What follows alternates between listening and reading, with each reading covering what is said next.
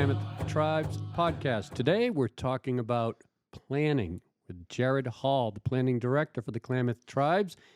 Jared's been with the tribes for 5 years, born in Chiloquin.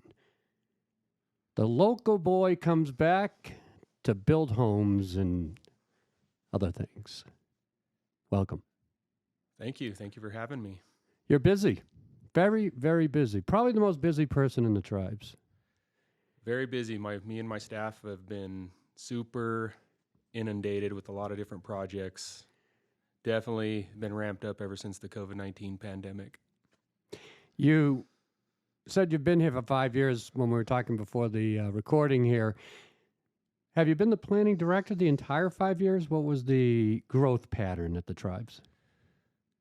Growth pattern's been a little unorthodox. I did start out after college. I had a short stint in the corporate world and worked for the planning department for about 4 years for the small business management department in the planning department. But I got a lot of exposure working with the other planning staff with projects, land acquisition, fee to trust, different types of projects. So got an early experience at a young age, right out of college.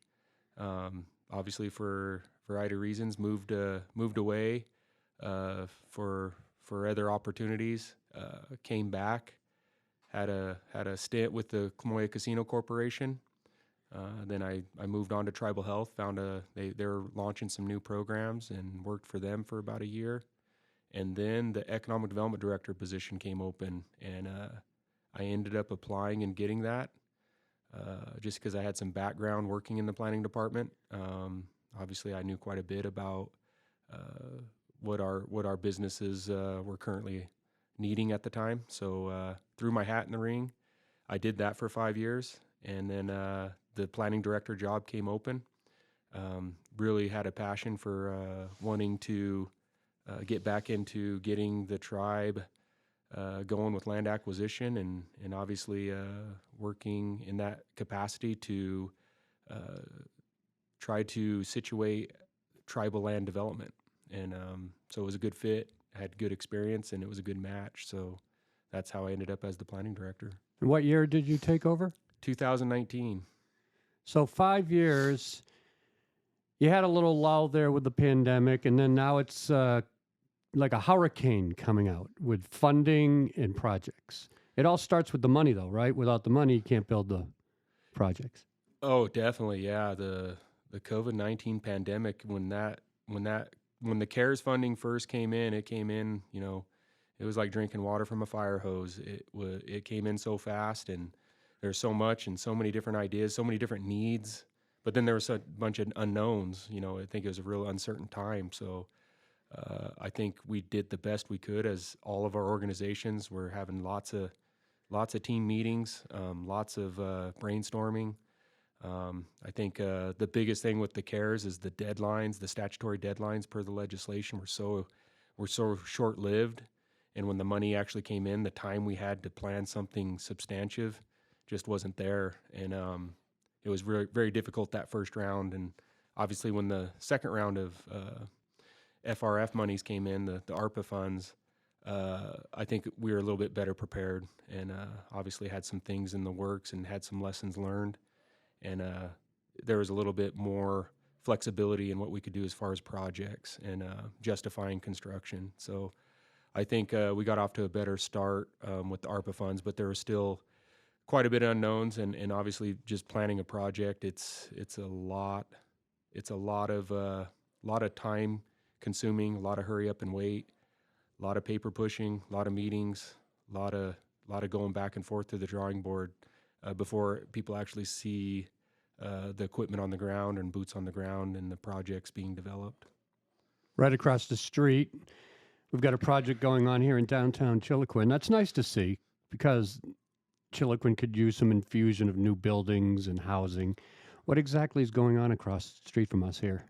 Yeah, that one was obviously with the ARPA legislation. I think with the whole COVID-19 pandemic and responding to it, I think a big issue was housing. It's not just a tribal problem; it's a community-wide, worldwide, national-wide problem. And we were able to get some funding earmarked from the tribal council to start some housing projects. And you got to remember, 2 or 3 years ago when we started to put these applications together, we didn't have a housing director at the time, so we were kind of just managing the housing department as by committee, between admin staff. Planning was helping out quite a bit, and we decided to start planning for some projects. And so planning was putting together some assessments of available land. I know through consultation on justifying the use of those funds for construction, a capital expense. You had to go through an evaluation process to determine, you couldn't just go buy more land and justify it. You had to evaluate what our current land holdings were and what how well ready they were to build. So we put together a preliminary assessment of a lot of different tribal lands that we had that were currently, there was no future use for it or no planned development, and kind of assessed them with our engineering consultants that were awarded the ARPA contract, and found some tribal lots here in Chiloquin that definitely were suited for developing multifamily housing units. And that's what's going on across the street. We have the Yahuskin lot and the Judah Jim lot right here in this corner of town, where we have a lot of tribal property and a lot of different tribal operations. Obviously the planning operations right there, the housing maintenance operation. We have the Mukluk Center, and we already have some multifamily units that exist within this area of town. So it was a good fit to add to the cluster. There's going to be some multifamily units coming to this end of town, and the Yahuskin lot will be for the elders. It's a triplex, single level. That's the one across the street. That's the one across the street. Triplex. Yep, that's the one. They just poured the foundation yesterday. So a lot of our framing walls and trusses are going to be delivered next week, and the community should start being able to see the structure go up in the coming weeks. Judah Jim's not too far behind. They're getting the site ready. Footers will be poured, and then the remaining foundation will be poured at a later time, and that should be going up fairly quick too. Where is that located? That one would be just across the street from the Yahuskin, just one more street over, behind the housing maintenance building where it currently stands. So it's right in the entryway of Chiloquin over here on the east side. So that'll be a fourplex, 2-story. So if you have a triplex, does that mean 3 apartments, or how does that break down? There'll be 3 different units, housing units, single-level housing units in the triplex. How many square feet for the apartments themselves? Those are about 1,000 apiece, so a total of 3,000. And elders housing? Yes, it'll be. They're going to be more suited for the elders. Independent living? That could be open for discussion. I imagine it's independent living at this point in time, but anything's possible. So we have a total then of 7 apartments that will be in downtown Chiloquin for elders.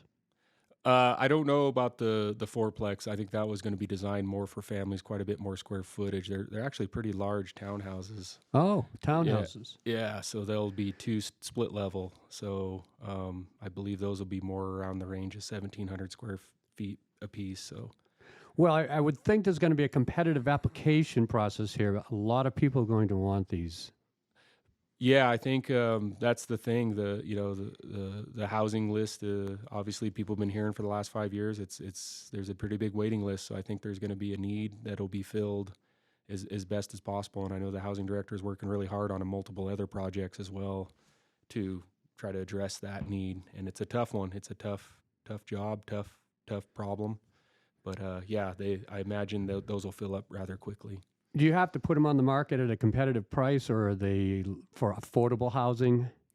I believe with HUD dollars, from what I've learned from the past director and the current director, is it's going to be there's certain income criteria and things that go in the application process for units like that are going to be operated with HUD dollars. Who oversees the process? It'll be housing. Yeah, we're planning's just doing this because we were pretty much 80% complete with the planning process when the new housing director came on board. So we just decided, since there's so many other projects that need attention, we would just get these built, and then our plan's to hand the keys over, and it's going to be their programs, houses to manage from there on out. We'll step away. Kenneth Ruthart is the new housing director. He's got a full plate. Like Yes, to get he him does. in to talk about some of the projects, like Melitas. You're also building that? Nope, that's we planning helped with the grant. We helped Park Resources apply for the grant, and obviously did all the consultations and the meetings with the OCF to get that grant and put together the preliminary rehab budget for that. But we were so swamped with other projects. By the time Kenneth came on, it was kind of a pretty easy handoff. We handed that project off to Kenneth, and he took it from there, and he's managing the development of the Melitas property. Which, if the listeners out there aren't aware of what the Melitas is, it was a former restaurant hotel on Highway 97, just down the street from the administration building here in Chiloquin for the Klamath Tribes. And it's going to be elderly transitional housing, or is it, well, I don't know if it's transitional. It's elderly housing apartments. Yeah, I think when we wrote the grant application, it just basically had to be generalized as emergency housing.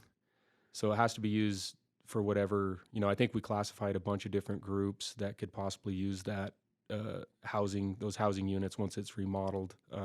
So it's pretty flexible from that, just as long as it's used for housing and to address the housing crisis. So I thought I heard the general manager speak to that tone that it was going to be used for elders once it's developed. And the restaurant will be nixed. They were going to build a restaurant. We found out in our directors meeting yesterday that it would be an office for housing now, which will also mean people are on site that can be directly there for the elders if they need to have any assistance, and a little more secured feeling there. Which is good. Yeah, that's good. I was new. I didn't hear, I didn't know any of that, but yet listening to the directors meeting yesterday, that's what was announced. So that is, that was interesting. So that, sounds like they're on their way to developing a full wraparound housing service at that site. What other projects do you have on the radar that you'd like to talk about? We're working closely with the tribal court staff. They were the first ARPA project to break ground last summer, and they're pretty, a lot of progress has been made there. But it's a renovation, a remodel of an existing building. So there's obviously, with projects like that, there was a lot of challenges, a couple hiccups here and there. But we are hoping we are going to do a time extension on that contract. And we're hoping to have them in at some time in June, our new timeline to get the tribal court staff. So that one's the closest one to completion. And we just got the plan sets reviewed and approved by our engineering consultants this week on the aquatics research building. And so that one, we're hoping to, as soon as we get through the building permit, we're going to probably break ground on that one in the next month or so. And so that'll be a new ARPA project alongside the two multifamily units here in Chiloquin. So there'll be 4 active projects as far as ARPA is concerned that planning's involved with. A lot of projects means a lot of people need to be hired, and that's always been a challenge as well. Yeah, I think that's why that's a big catalyst for some of these projects is some of the programs have grown exponentially, hiring staff, and they're still waiting to hire some more staff. And I know in aquatics, I think aquatics already has staff hired, and they need offices for them to go to. So we're going to try to catch that project up as fast as possible and get some things. We do have some demo work done, so they kind of got a leg up on demo. So hopefully we can get into the structural rebuild of that building rather quickly, and it won't be as we won't have to waste any months with demo. Just because we started them last year on some of the demolition, because you don't need permits for the demo side of a renovation. Where exactly is this aquaculture center being built? So heading east out of town, right here where all the projects are going on, just right outside this building. You head east on Sprig River Highway, and they're not more than 3 or 4 miles down the road along the river there, we have, I don't know, at the check, 50, 60 acres right in that little pocket. And Oh, I didn't know we had that kind of acreage there, right on the river.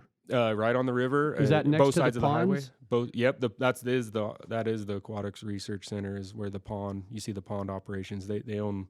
There's land that we own on both sides of the highway, and so their headquarters are back up to the left, due north of the highway. So we purchased a property adjacent to their current research station that's been there for years, and there was an old 2,400 square foot house that was there, and we're remodeling that and repurposing it for commercial office space.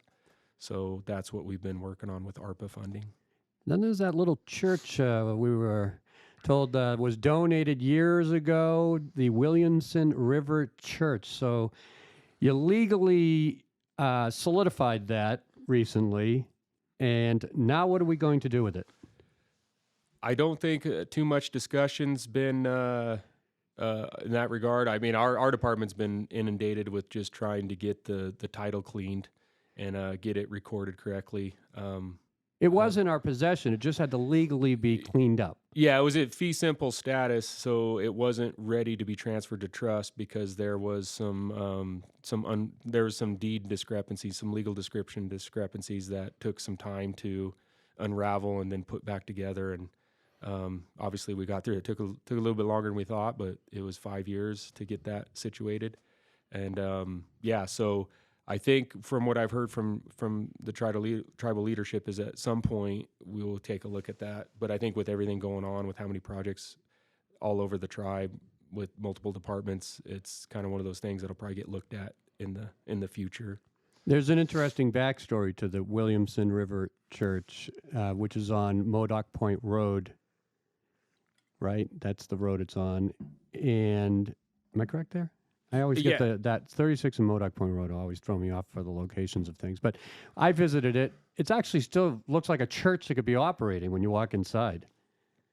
Yeah, the cathedral part is still kind of intact. It's the additional common space area that they look like an add-on that really needs some work. So we haven't put much dollars into actually having professionals come out and assess it. We had one engineering team, I think during the CARES funding era, come do a quick glance of that building, and but I don't think it made the priority list at that point in time. But I think that would probably be something that'll have to be discussed in the future is get some engineering staff out there to take a look at the building and really give it a true assessment of what type of current condition it's in, and then build from there what the possibilities could be of getting it back to its original state. What could the possibilities be? I assume more housing. Nice little locations, got a nice uphill raised area. Yeah, I feel like with any of our tribal land holdings, that should be the first evaluation criteria right now is can we build houses on this one? And I mean, anything's possible. So it is an isolated piece. It's a couple acres out kind of away from some of our other land holdings, but it is in our possession and it could be used for that purpose. The backstory on it's kind of interesting. It goes back to when did they donate that originally, and who was it? Do you have that? 2012 is when it was donated to the tribe by the Williamson River Methodist Church. That was nice of them. Yeah, super nice. Yeah, we always are appreciative of land donations to that extent. Why did they choose the Klamath Tribes? What was their connection? I don't. The file was pretty bare. There really wasn't too big of a file on this when I took over as planning director. So I don't know the backstory of why it was, but I do know. I grew up in that area around there. I think a lot of tribal members use that church for a variety of purposes. So there probably was always a relationship with whoever was running the church throughout the years, and I'm sure they took the time to learn the history of that area and the deep connection that the tribe had to the land, and they probably just thought it was the right thing to do to get that back into the tribal hands. So with all these construction projects, you also do maintenance and infrastructure work. It goes beyond just buildings. You have some infrastructure that you're involved in as well. Yeah, my transportation program, obviously, me and the transportation manager, Les Anderson, took on a pretty big. It was a vision that the planning department had a long time ago, and it kind of came to fruition a couple years ago during even all this COVID-19 pandemic. We saw an opportunity to expand our transportation program into the road maintenance side, and a lot of it was because of bidding out our projects every year. We were having a tough time getting responses from contractors that wanted to come out into this region and work on the variety of road projects that we were planning. So in our agreement, our annual funding agreement or our reference funding agreement, we're allowed to force account our own projects. And so we thought a good phase would be to get into the road maintenance side.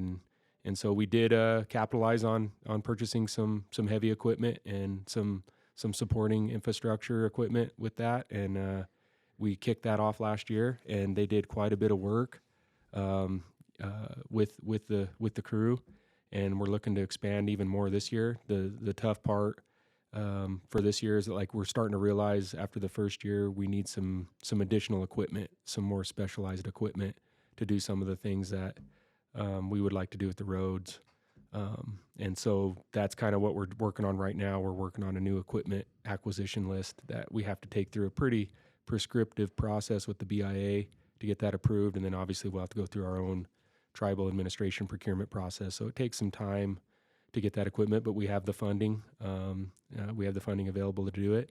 And then aside from that, we've been planning a couple pretty big projects in this area. Problem being is, since we're a checkerboarded reservation and we don't have clear jurisdiction over some of these roadways, we have to go through the public right-of-way approval. And a couple of these projects happen to be within the public right-of-way that's governed by the Oregon Department of Transportation. So we've had a couple challenges getting the proper permits to complete the projects we want to do, but we've re-pivoted with our engineering consultants, redesigned some of the road infrastructure, and we're hoping to move forward. We actually have our engineers coming next week, and we're hoping to get some of the portions or some of the phases done in the next couple years. So there'll be a pretty big multi-million-dollar road project, hopefully getting planned out and constructed in the next couple years, and that'll be over by the casino property. So we're meeting with some of the casino management and talking to their board of directors, and obviously trying to get everything situated for that project. The Klamath Tribes Clamoya Casino we're referring to.